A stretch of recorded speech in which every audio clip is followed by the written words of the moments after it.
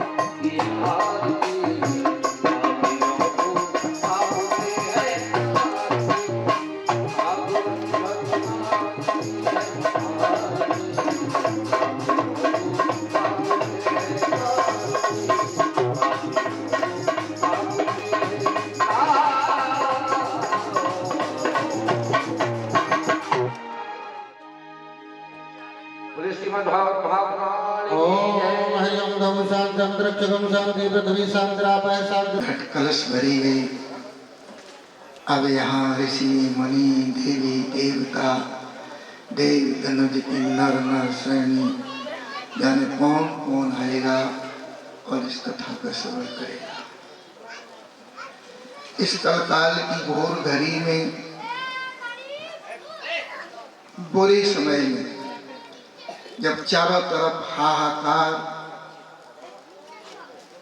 घर घर में कलह कटता, लड़ाई झगड़ा, ईर्षा, डाह, जलन, कोई बढ़ गया तो क्यों बढ़ गया, हम गिर गए तो क्यों गिर गए, फलाने का ऐसा क्यों, मेरा क्यों नहीं।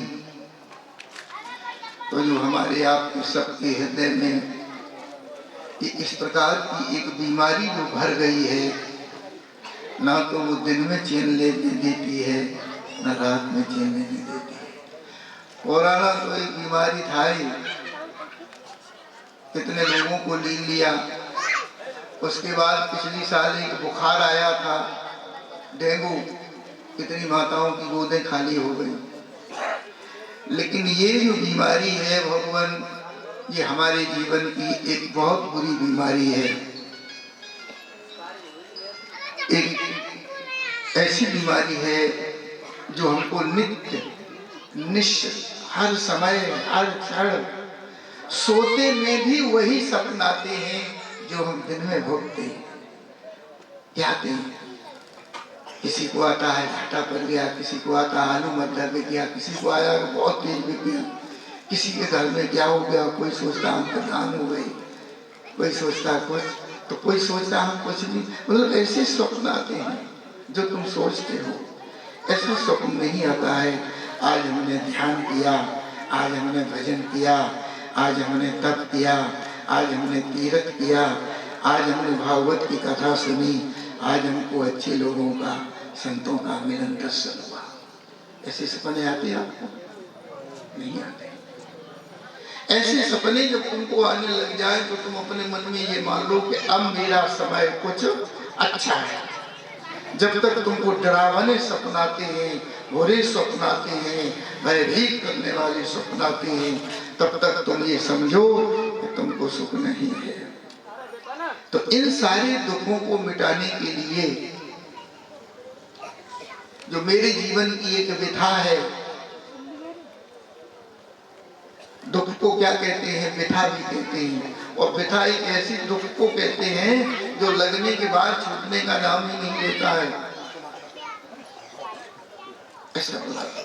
इस दुख को अगर कोई मिटा सकता है तो इस व्यथा को ये भागवत की कथा ही मिटा सकती है। भागवत की कथा ही मिटा सकती है। भागवत की कथा ही व्यथा मिटाने के लिए होती है। इसकी शुरुआत ही यहीं से हुई। एक बार अगर कोई व्यक्ति परीक्षित बन के भागवत की कथा सुन ले, ये भागवत जी की घोषणा है। एक बार कोई व्यक्ति परीक्षित बन के भागवत की कथा सुन ले तो बताते हैं फिर उसको यमराज लेने नहीं आते हैं, यम लेने नहीं आते हैं। कहते फिर कौन लेने आते हैं? भगवान के पार्षद लेने आते हैं, विमान को लेकर के आते हैं, पुष्पों की वर्षा करते करते अपने नाम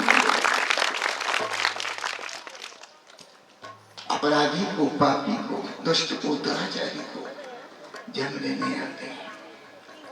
तो भागवत की कथा, अब कोई कहे कि हम गरीब आदमी हैं, अब हम परीक्षित बन के कैसे कथा सुन पाए?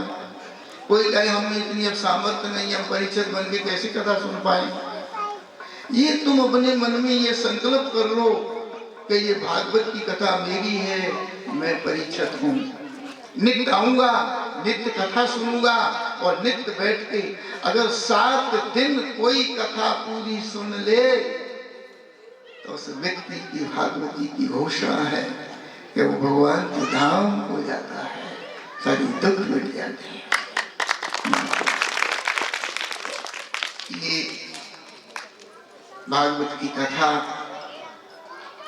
हम सब लोग आज बड़े सुंदर दिन से, शास्त्री जी व्यास जी महाराज अपनी व्यासपीठ पे विराजमान है, उनका मंडल बगल में बैठा हुआ है। यज्ञपति परीक्षित, ये श्रोतागण पहले ही दिन इतने लोग संख्या में इकट्ठे होकर के ये भव्य सुंदर कलश यात्रा करके और भागवत की कथा में आकर के भगवान के द्वार पे, भगवान के घर पे, भगवान के धाम में हम सब लोग बैठे हैं। ये वैशाख का मास अति सुंदर होता है। वृंदावन में तो इसमें इस कदर दशा है कि भीड़ के मारे बिहारी जी को नहीं पहुंच पाना कठिन है। सवेरे 6:30 बजे वहां लाइनें लग जाती हैं, दर्शनार्थ के लिए खुलते हैं। तो आप लोग इस मास में कथा सुने। और प्रधान जी कई बार गए आश्रम पे, कई लोगों से कहा और इनको लेकर के रामदेव जी को भी गए, इनकी बड़ी इच्छा थी। अच्छी बात है प्रधान जी, हम आपके क्षेत्र के महात्मा हैं, हम तो गांव के ही महात्मा हैं, बाजार वाले इनके तो है ना, और तुम गांव में नहीं हमें बुलाओगे तो फिर हम कैसे मदद करेंगे? अच्छी सोची, अच्छे आदमी हैं, वृंदावन भी जाते हैं आश्रम में और अच्छे लोग बढ़िया हैं। आप लोग कथा करिए, भगवान आपकी कथा सफल हो, सुंदर हो, भव्य हो, सबका कल्याण करने वाली ये आपकी भागवत की कथा हो, सबका कल्याण हो। बोलिए वृंदावन, बोलिए संत भगवान की जय।